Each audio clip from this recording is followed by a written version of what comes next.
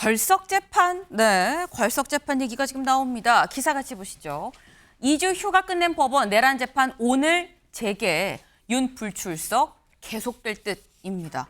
네, 지난 2주 동안 법원도 여름 휴가 기간이었습니다. 근데 오늘부터 이제 휴가가 끝나고 윤 전 대통령 내란 재판도 이제 오늘 오전 10시 15분에 다시 이제 열린다라는 건데 윤석열 전 대통령 오늘도 안 나올 것 같은데 라는 거죠. 아마 많은 분들이 글쎄 오늘 나오면 뉴스 아니야? 안 나오는 게 뉴스야? 라고 생각하실 수도 있어요.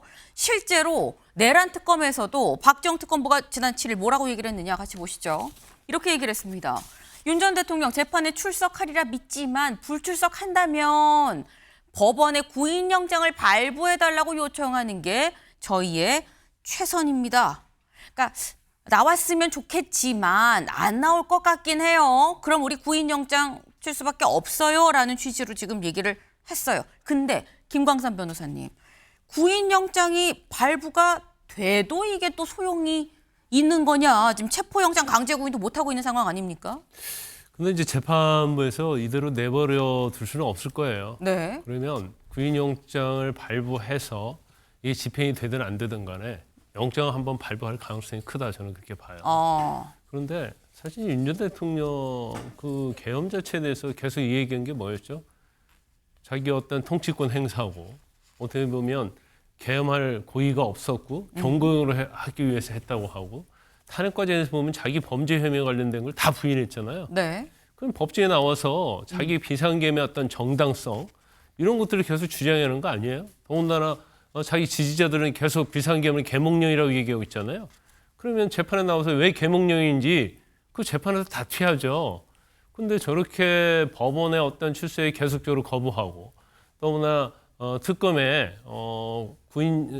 체포영장을 계속 거부하는 것 자체는 사실은 그래도 한때 일국의 대통령이 됐던 사람으로서 저건 잘못됐다고 봐요. 결과적으로 저거 자체는 자신의 어떤 유불리를 따지는 거거든요. 네. 결과적으로 다 유죄가 나올 거라고 생각을 할 겁니다. 대부분이 다.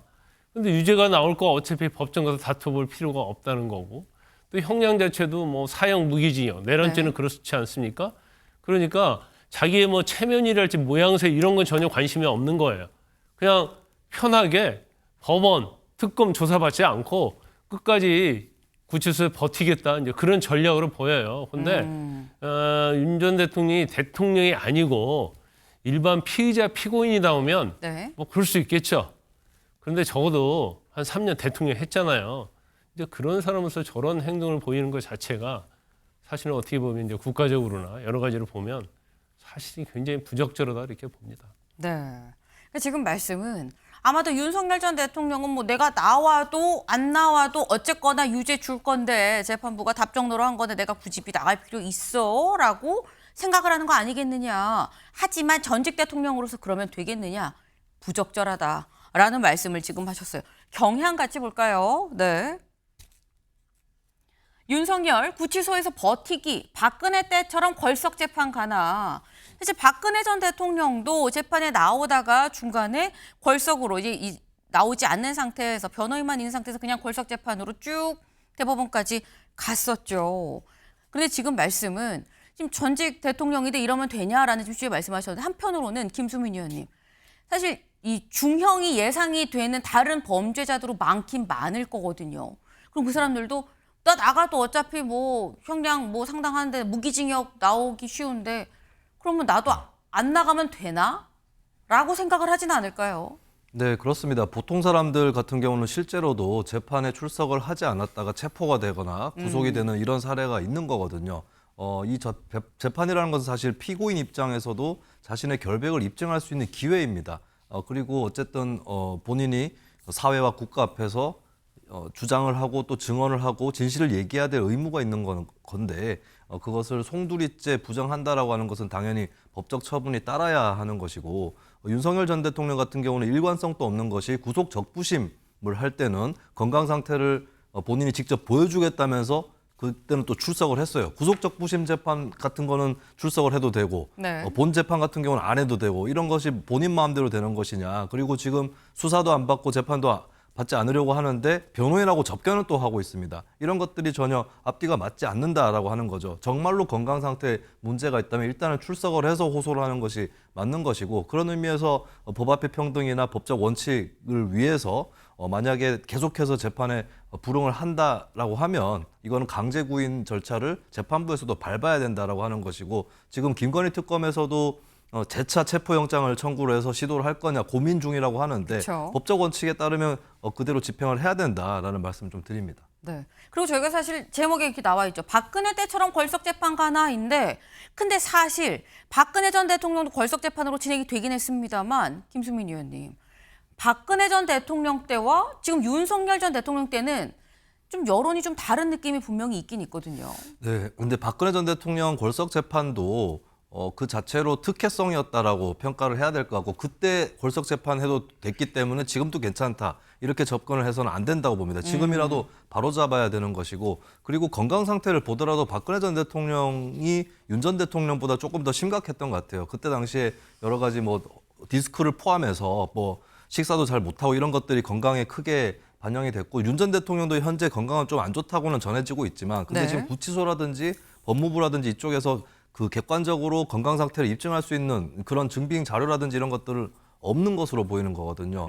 예, 그렇기 때문에 박 전 대통령 사례를 생각하지 말고 제대로 된 사례를 세운다, 이런 차원에서 이 문제에 접근을 해야 된다고 봅니다. 네.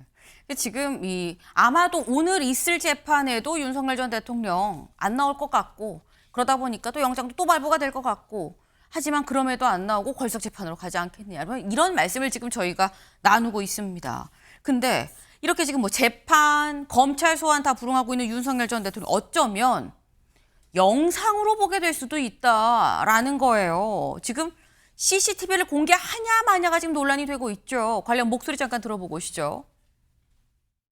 변호인단은 지난번 집행과 오늘 있었던 불법 집행에 대해서 CCTV와 바디캠에 대한 정보 공개 청구를 해둔 상태입니다. 이런 마녀 사냥을 멈추기 위해서는 널리 알려야 되고 진실을 알아야 될 필요가 있습니다. 지난번에 속옷 차림으로 특검의 체포영장 집행에 거부했던 그 정황이 전 세계에 외신을 통해서 보도가 됐었잖아요. 나라 망신이다, 이런 얘기가 많이 이제 제기가 되고 있습니다.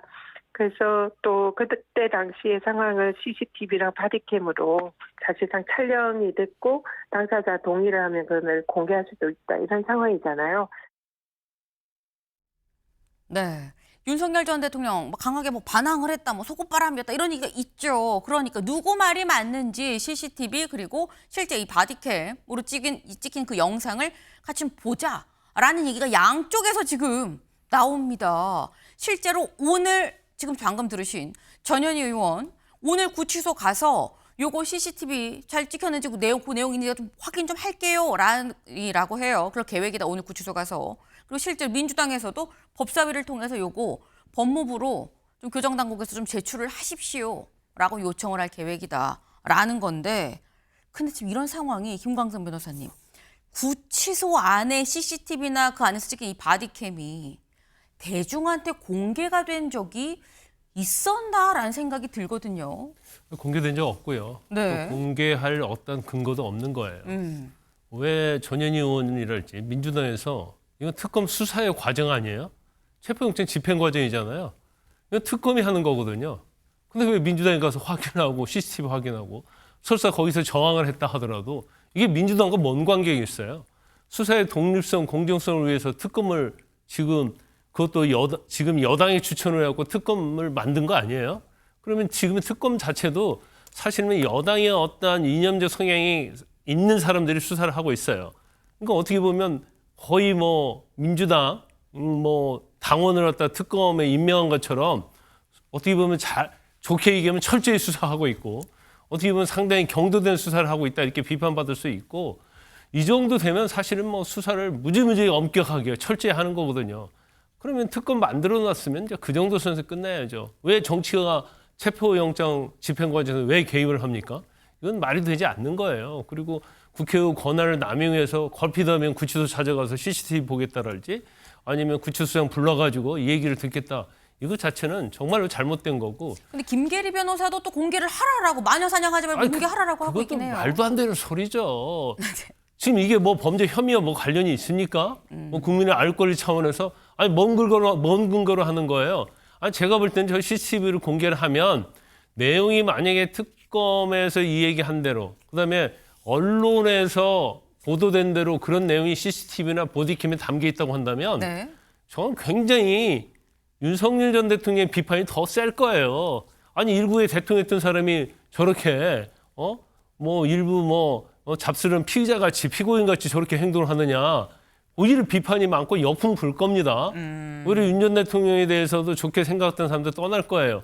근데 이제 변호사 아니에요? 법을 알고 있잖아요. 네. 법을 알고 있는 사람이 뭘 근거로 이 CCTV를 뭐 공개하자. 법을 좀 잘못 알고 뭐 그런 얘기를 할 수 있지만 CCTV 공개를 하면 어느 쪽에 무슨 도움이 되는 겁니까?